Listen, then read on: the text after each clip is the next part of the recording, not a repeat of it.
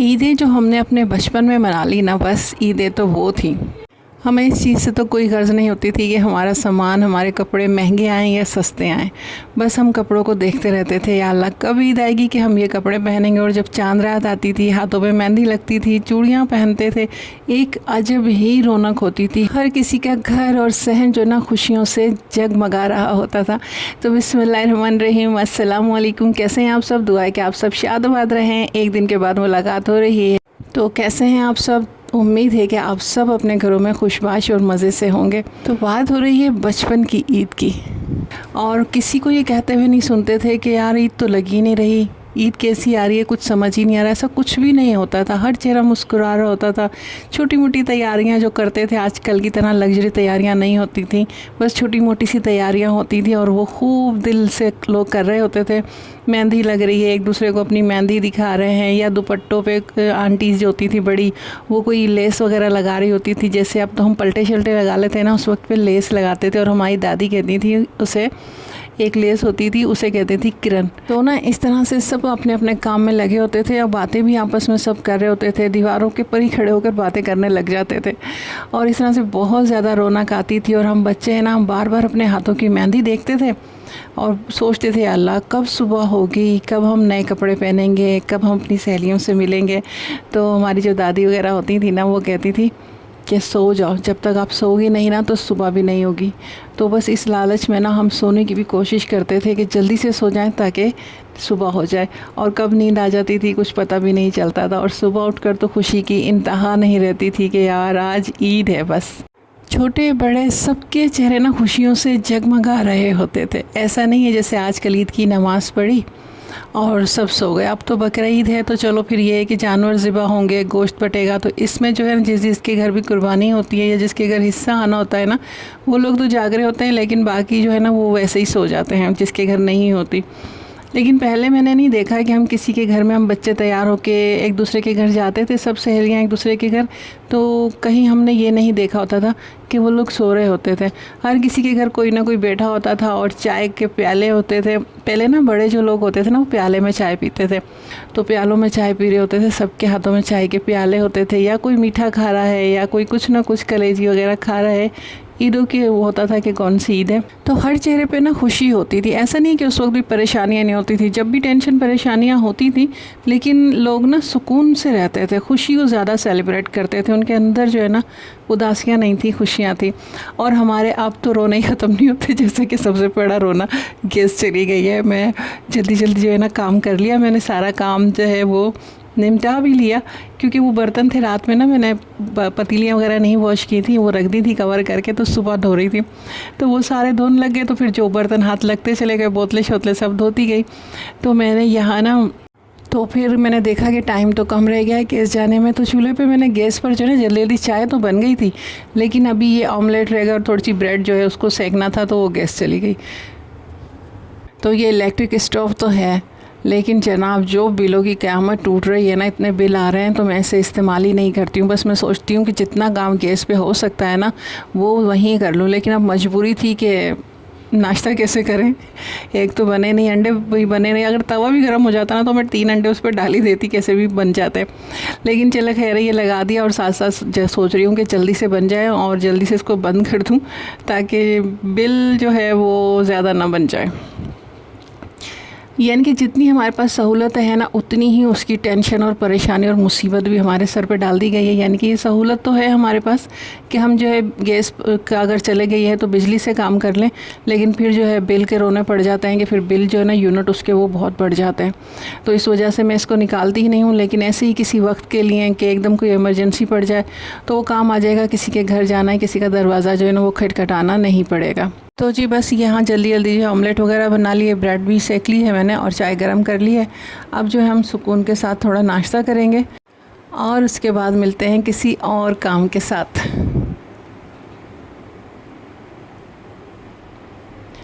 यहाँ ना ये मैंने बहुत ही मज़ेदार से कबाब बनाए हैं। वो जो अंडे वाले बर्गर मिलते हैं ना, उसके कबाब में जो एक दाल का कबाब होता है ना, वो मैंने चने की दाल का बना के देखा है, लेकिन वो टेस्ट नहीं आता, मज़ा नहीं आता मुझे उसमें। तो ये जो मैंने छोले बॉयल किए थे ना, आपको दिखाया था एक प्याले में मैंने जो अलग से रखे थे बॉल में, तो आज मैंने सोचा कि इसके मैं कबाब बना कर देखती हूँ, क्योंकि कहीं मैंने सुना था या शायद कहीं टिकटॉक वगैरह पे देखा था कि वो छोलों से जो है ना कबाब बनाते हैं। छोले तो मेरे पास बॉयल थे, तो मैंने क्या किया, एक बड़ा आलू लिया, उसे छील के ना उसमें पानी डाल के उसे गलने के लिए रख दिया। साथ ही उसमें थोड़ी सी मिर्चें, क्योंकि एक ही आलू था ना, और छोले और आलू के हिसाब से थोड़ी मिर्चें डाल दी, हाफ़ टी स्पून, थोड़ी सी हल्दी डाल दी, थोड़ा सा ना मैंने इसमें डाल दिया था हाफ़ टी स्पून से कम chicken powder, half teaspoon से कम जो है ना गरम मसाला, पिसा गरम मसाला डाला था, और साबुत भी डाला था, जिसमें लौंग थी, एक दालचीनी थी और एक बड़ी इलायची। जब आलू गल गया ना, मैश करने से पहले वो मैंने निकाल दिए थे। अच्छा, ज़ीरा डाला हाफ़ टी स्पून, और ऑयल डाला 1 टीस्पून, नमक डाला और इसे गलने के लिए रख दिया। जब आलू में थोड़ी सी कसर रह गई ना, तो वो छोले जो मेरे पास बॉयल थे ना, वो भी डाल दिए, ताकि दोनों मिलके पकेंगे तो छोलों में भी फ्लेवर आ जाएगा। और जब पानी खुश्क हो गया ना, तो फिर वो साबुत गरम मसाला निकाल कर मैंने इस तरह से इसे मैश कर लिया। 1 टीस्पून लहसुन का पेस्ट भी डाला था। ये सब चीज़ें इसलिए बता रही हूँ कि मुझे भी याद रहेगा कि मैंने क्या क्या किया था, क्योंकि अपने जहन से ही किया था ना, तो फिर व्लॉग के थ्रू ना मुझे भी याद रह जाता है, वरना मैं भूल जाती हूँ। और साथ ही मैं दिखा रही हूँ जो मैंने लिक्विड सुबह निकाला था ना, उसे मैं सील पैक कर रही हूँ। जो भी चीज़ मैं इस तरह से निकालती हूँ ना, उसे सील पैक करके रख लेती हूँ। पहले एयर निकाल देती हूँ अच्छी तरह से, फिर सील पैक कर देती हूँ, और फिर इस तरह से चेक ज़रूर करती हूँ कि इसमें से निकल तो नहीं रहा। अगर निकल रहा होता है ना, तो दोबारा से नाइफ़ को हल्का गर्म करके तो इस तरह से सील पैक कर देती हूँ। नाइफ़ जो है ना ज़्यादा तेज़ गर्म नहीं होनी चाहिए, उससे फिर क्या होगा, सारी इसकी जो प्लास्टिक है ना वो पिघल जाएगी। बस हल्की गर्म होती है ना, तो मैं इस तरह से कर देती हूँ। सारे मसालों के अगर मैं पैकेट कोई हाफ़ करती हूँ ना, वापस रखती हूँ, तो इसी तरह से सील पैक करती हूँ एयर निकाल के। इससे क्या होता है, एक तो उसके अंदर ना नमी नहीं आती, और दूसरा कीड़े वगैरह भी नहीं पड़ते। तो इस तरह से मसाले जो है ना वो सेव हो जाते हैं। आप लोग भी ज़रूर कीजिएगा, वो रबड़ लगाने से बेहतर है कि इस तरह से सील पैक कर दें।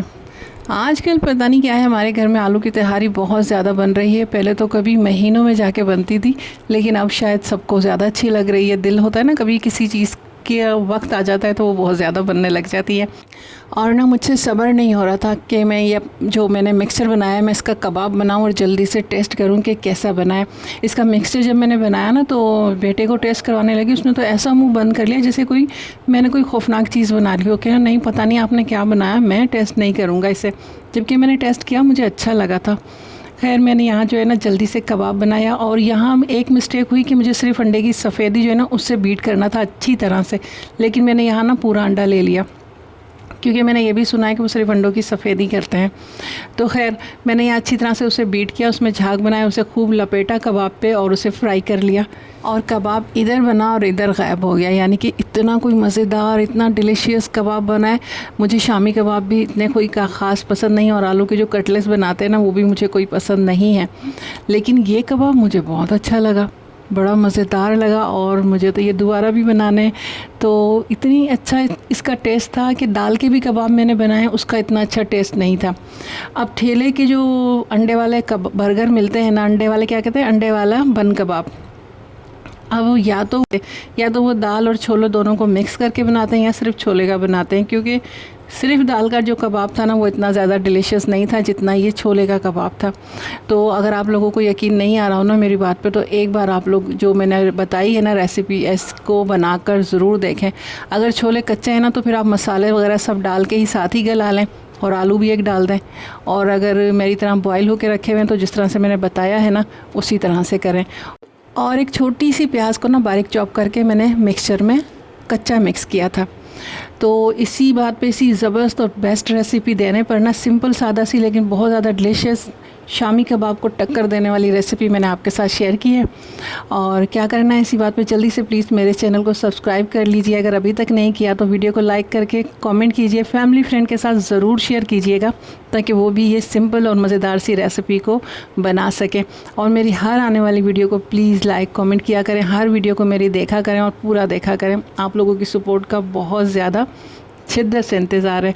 और साथ ही साथ मेरे cooking channel spice fusion by Ishrat को भी लाजमी जाके विज़िट करें, सब्सक्राइब करें अगर नहीं किया है, तो वहाँ रेसिपीज़ देखें और मुझे वहाँ कमेंट करके ज़रूर बताएगा कि वहाँ की रेसिपीज़ आपको कैसी लगी। तो मेरे दोनों चैनल पे मुझे सपोर्ट करते रहें ताकि मैं यहाँ व्लॉग अच्छे से अच्छा बना सकूँ और वहाँ रेसिपीज़ जो हैं दोबारा से बनाना स्टार्ट कर दूँ और अच्छी और बेस्ट रेसिपीज़ जो है मैं वहाँ पर भी अपलोड करना स्टार्ट कर दूँ। और अब एक ज़बरदस्त किस्म की जो है ना टिप आप लोगों के साथ शेयर कर रही हूँ, लेकिन ये मैं भी फ़र्स्ट टाइम कर रही हूँ। मैंने सुना है कि जो लीमू होते हैं ना उसे ऑयल लगाकर अगर रखा जाए ना तो ये काफ़ी टाइम तक जो है ना फ्रेश रहते हैं। ऐसे तो लीमू ख़राब नहीं होते, लेकिन ये खुश्क हो जाते हैं, जो फिर इसका जूस है वो भी खुश्क हो जाता है। तो या तो जूस को निकाल कर स्टोर किया जाए या फिर इसे जल्दी जल्दी इस्तेमाल किया जाए, यही कोशिश होती है। तो मैंने ये सुना है, काफ़ी बार देख चुकी हूँ, तो आज मैंने सोचा कि ये इस तरह से कर देखते हैं। इसी तरह से कहते हैं कि हरी मिर्चों को भी अगर ऑयल लगा के रखा जाए ना तो वो भी अच्छी रहती हैं, काफ़ी टाइम तक फ्रेश रहती हैं। लेकिन मैं अभी जो यहाँ ना सबसे पहले ये लीमू लेकर आई थी, क्योंकि लीमू अभी बकरीद पे महंगे हो रहे हैं ना, 100 रुपये के पाव दे रहा है, कोई 150 रुपये के पाव दे रहा है। तो ये लेकर आई हूँ और इस वक्त से सेव करना ज़्यादा ज़रूरी था क्योंकि बकरीद में अभी टाइम है।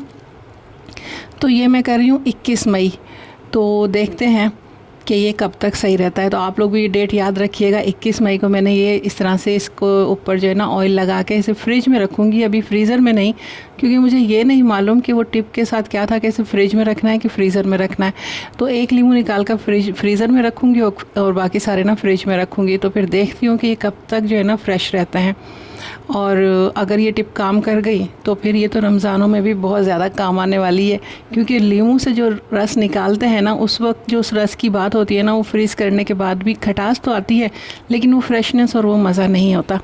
तो बस अभी जो है मैं यहाँ थोड़ा सा जो है ना काउंटर को क्लीन कर लूँ, फिर इसे ले जाकर जो है ना फ्रिज में रखती हूँ और इसका क्या रिज़ल्ट आता है तो वो देखते हैं। क्योंकि 5-6 दिन तो वैसे भी लीमू फ्रिज में रह ही जाते हैं, लेकिन देखते हैं कि खुश्क होते हैं या नहीं होते। तो आप लोग भी मुझे ऑल द बेस्ट कह दीजिएगा क्योंकि एक रेसिपी तो आज की जो है मेरी छोले के कबाब वाली, वो बहुत कामयाब रही, बहुत हिट और फिट रही। और दोबारा भी मैं जो है ना वो रेसिपी बनाने वाली हूँ क्योंकि मुझे बहुत अच्छी लगी और उससे मैं अब कबाब बना कर वो बर्गर जो होता है ना बन कबाब, वो बना कर देखूँगी। तो ये मैंने राइस बनाए थे, आलू की तहारी। पता नहीं मैंने इसकी रेसिपी आप लोगों के साथ शेयर की है या नहीं, क्योंकि आजकल ये बहुत ज़्यादा ही हमारे घर में बन रहे हैं। लेकिन अब तो ये सब खाना पीना जो है वो सब हो चुका है। तो लास्ट में बहुत दिल चाहा कि जब सारे काम हो जाए ना रात में, तो फिर कभी कभी मेरा दिल बहुत शिद्दत से चाहता है कि मैं चाय बनाऊं। और अभी जो है ना इत्तफाकन गैस भी आ रही थी, तो दूध तो नहीं था, लेकिन मैंने यहाँ जल्दी से एवरीडे की चाय बना दी। और एमरजेंसी के लिए जो है ना फिर मैं एवरीडे ज़रूर रखती हूँ, क्योंकि अक्सर इमरजेंसी मेरा दिल चाहता है कि जो मैं चाय पीऊँ, कभी सुबह सुबह उठकर और कभी इस तरह से रात में। तो बस अपने लिए चाय बनाई और कुछ लम्हे जो है ना वो सिर्फ अपने साथ ही बिताऊंगी, यानी कि मैं, मेरा टीवी। तो ये लम्हे इस तरह के जो है ना खूबसूरत से अपने साथ अपने लिए ज़रूर निकाला करें। अच्छा जी, तो व्लॉग मेरा आज का यहीं तक था। कैसा लगा आप लोग ज़रूर बताइएगा। और फिर एक बार जाते आते आपकी बहन आपसे रिक्वेस्ट कर रही है कि मुझे ज़्यादा से ज़्यादा सपोर्ट कीजिए, क्योंकि मुझे बहुत ज़्यादा ज़रूरत है आप लोगों की सपोर्ट की, और बहुत ज़्यादा ज़रूरत है मुझे कि मेरा चैनल जो है ना वो रन करें। अच्छा, जो लोगों को मैंने देखा है इतनी ज़्यादा ज़रूरत नहीं होती ना, तो उनके चैनल तो झटपट से कामयाब तरीन हो जाते हैं, लेकिन जिन्हें ज़रूरत होती है ना उनके चैनल पता नहीं क्यों इतनी जल्दी कामयाब नहीं होते, और कोई भी बात और कोई भी चीज़ उनके काम ही नहीं आ रही होती। लेकिन आप लोग इस बात को समझते हैं, तो प्लीज़ ज़्यादा से ज़्यादा सपोर्ट कीजिए। इसी के साथ दीजिए इजाज़त। अल्लाह हाफ़िज़।